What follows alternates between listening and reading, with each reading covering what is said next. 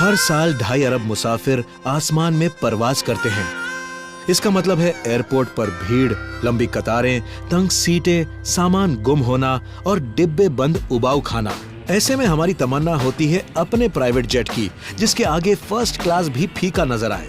एक विमान जो ऊंचा उड़े, तेज उड़े और भीड़ भरे जंबो को पीछे छोड़ दे। लेकिन कैसे बनते हैं ऊंचे उड़ने वाले सपनों जैसे plane? How do they do it? Savannah, Georgia. सूती कपड़े और लकड़ी ने इस जगह को रईस बनाया है। आज ये उत्कृष्ट डीलक्स यात्री जेट विमान बनाकर पैसे कमा रही है। ये प्लेन 16 हेक्टेयर में फैले $1 अरब के इस कारखाने में बनते हैं। इन बेहतरीन जेट में फरारी जैसी रफ्तार और अदा होती है और रोल्स रॉयस जैसी जगह और आराम। ये करीब 15,500 मीटर की ऊंचाई पर उड़ सकते हैं और इनकी रफ्तार 1000 किलोमीटर प्रति घंटे जितनी होती है। ऊंची उड़ान इस विमान की कामयाबी का राज है। ये एक आम यात्री विमान से 5000 मीटर ज्यादा ऊंचाई पर उड़ते हैं। इतनी ऊंचाई पर हवा कम होती है और विमान तेजी से चल सकता है, दूर तक जा सकता है। ऊंची उड़ान से इंजीनियरिंग की बड़ी चुनौतियां उठ खड़ी होती हैं। मुख्य डिजाइनर माइक मैना बताते हैं। इसमें शक नहीं कि नए विमान को डिजाइन करना बड़ी चुनौती है। हमें अपनी मशीनों को इस तरह डिजाइन करना पड़ता है ताकि विमान उड़ते वक्त हर तरह के हालात को सह पाए। मिसाल के लिए विमान करीब 15,500 मीटर की ऊंचाई पर उड़ता है। ये बहुत ही मुश्किल हालात होते हैं जहां तापमान -45 डिग्री सेल्सियस से भी कम होता है। इतनी ऊंचाई पर बाहर की हवा बहुत ठंडी होती है और बहुत ही कम भी। इसमें समुद्र तल की तुलना में 10% से भी कम ऑक्सीजन होती है। ऐसे में रईस मुसाफिर बेहोश ना हो जाएं, इसके लिए कैबिन में हवा का दबाव बाहर से 7 गुना ज्यादा रखा जाता है। लेकिन कैबिन के अंदर इतना भारी दबाव बनने से विमान एक गुब्बारे की तरह फट सकता है। विमान को बहुत मजबूत बनाने के लिए इंजीनियर एक खास हल्के पदार्थ मोनोकॉक का सहारा लेते हैं। ये 3 खास चीजों से बनता है। पहला एक फ्रेम जो एक ठोस सांचे से जुड़ा होता है। इसके बाद हल्की पट्टियां जिन्हें स्ट्रिंगर कहते हैं, जिन्हें हर फ्रेम के बीच जोड़ा जाता है और फिर बाहरी परत को जोड़ दिया जाता है। इससे विमान मजबूत बन जाता है।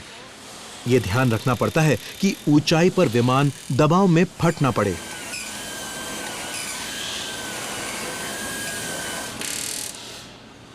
इसलिए हर पैनल में बड़ी तादाद में रिवेट लगाई जाती हैं। रिवेटों की गिनती करते हैं फ्लोर मैनेजर थॉमस क्रिसमस। मैं आपको असली गिनती तो नहीं बता सकता, पर ये सैकड़ों में है। असल में एक प्लेन में हजारों रिवेट लगती हैं। रिवेटों की गिनती हमने की है। एक प्लेन में 4 लाख रिवेटें। अब बारी है पंखों की।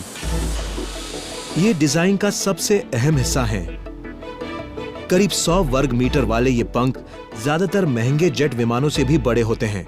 ये बड़े पंख ही विमान को ऊंचाई पर पहुंचने का उछाल देते हैं। इनका लंबा पतला डिजाइन भी रफ्तार में मदद करता है और जेट की हद बढ़ा देता है।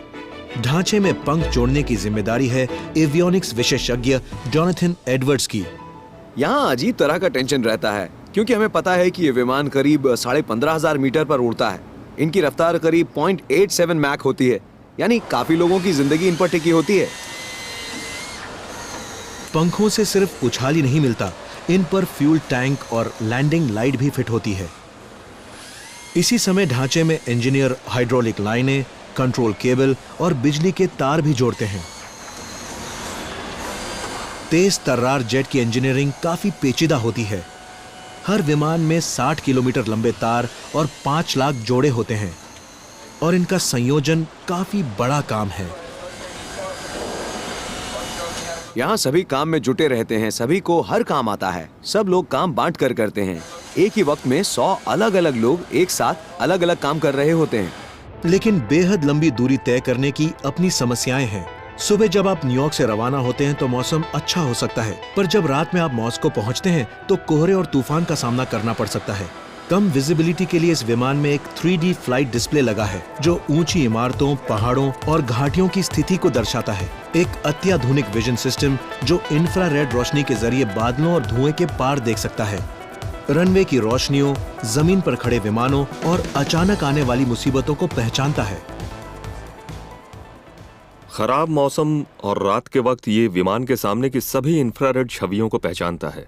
मिसाल के लिए, जब विमान रनवे की तरफ बढ़ रहा होता है और वहां एक हिरण मौजूद है तो वो उसकी EVS छवि दिखा देता है। जाहिर है कि विमान उतरता नहीं है ताकि पहले हिरण को भगा दिया जा सके।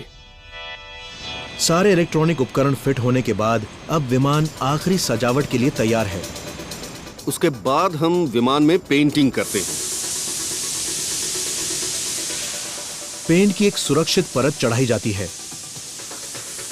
हर महंगी चीज में कुशलता और खूबसूरती दोनों जरूरी है और विमान इससे अनछुआ नहीं है। $6 करोड़ से बनने वाले इस प्लेन में लगने वाली सारी टेक्नोलॉजी इसे बहुत हरफन मौला बनाती है। इनका इस्तेमाल हवाई गश्त, मेडिकल मदद पहुंचाने और अंतरिक्ष यात्रियों की ट्रेनिंग के लिए भी किया जाता है। लेकिन इनका सबसे बड़ा बाजार है रईस लोगों के सफर का, और ऐसे मुसाफिरों के लिए प्लेन की अंदरूनी सजावट और बाहरी खूबसूरती दोनों जरूरी हैं। इनके कैबिन में होटल के बेडरूम जैसा आराम और बोर्डरूम जैसी सुविधाएं होती हैं।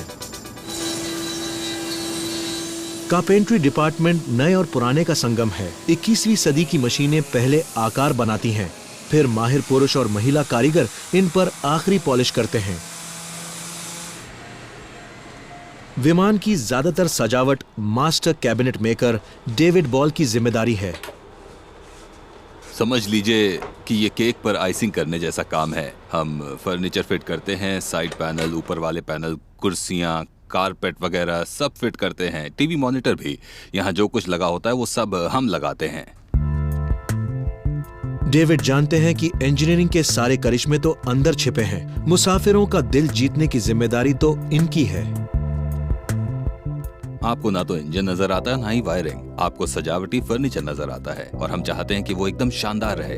यही कोशिश रहती है हमारी।